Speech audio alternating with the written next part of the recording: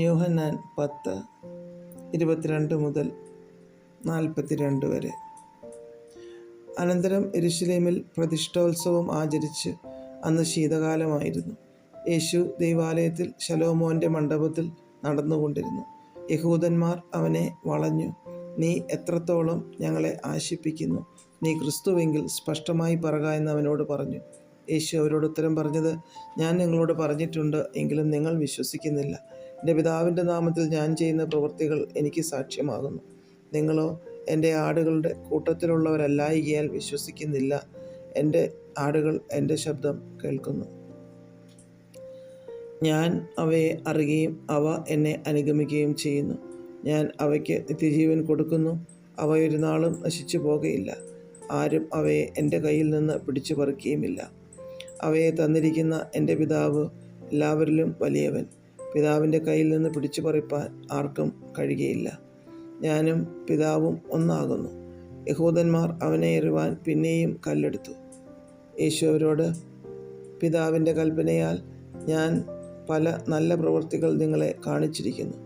അവയിൽ ഏത് പ്രവൃത്തി നിമിത്തം നിങ്ങൾ എന്നെ കല്ലെറിയുന്നു എന്ന് ചോദിച്ചു. യഹൂദന്മാർ അവനോട്, നല്ല പ്രവൃത്തി നിമിത്തമല്ല, ദൈവദൂഷണം നിമിത്തവും നീ മനുഷ്യനായിരിക്കെ നിന്നെ തന്നെ ദൈവം ആക്കുന്നത് കൊണ്ട് മാത്രമേ ഞങ്ങൾ നിന്നെ കല്ലെറിയുന്നത് എന്ന് ഉത്തരം പറഞ്ഞു.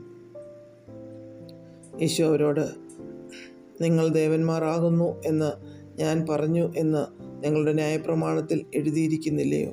ദൈവത്തിൻ്റെ അരുളപ്പാട് ഉണ്ടായിട്ടുള്ളവരെ ദേവന്മാർ എന്ന് പറഞ്ഞു എങ്കിൽ തിരുവെഴുത്തിന് നീക്കം വന്നുകൂടായല്ലോ. ഞാൻ ദൈവത്തിൻ്റെ പുത്രൻ എന്ന് പറഞ്ഞതുകൊണ്ട് നീ ദൈവദൂഷണം പറയുന്നു എന്ന് പിതാവ് വിശുദ്ധീകരിച്ച് ലോകത്തിൽ അയച്ചവനോട് നിങ്ങൾ പറയുന്നുവോ? ഞാൻ എൻ്റെ പിതാവിൻ്റെ പ്രവൃത്തി ചെയ്യുന്നില്ലെങ്കിൽ എന്നെ വിശ്വസിക്കേണ്ട. ചെയ്യുന്നു എങ്കിലോ എന്നെ വിശ്വസിക്കാതിരുന്നാലും പിതാവിനിലും ഞാൻ പിതാവിലുമെന്ന് നിങ്ങൾ ഗ്രഹിച്ച് അറിയേണ്ടതിന് പ്രവൃത്തിയെ വിശ്വസിപ്പീൻ.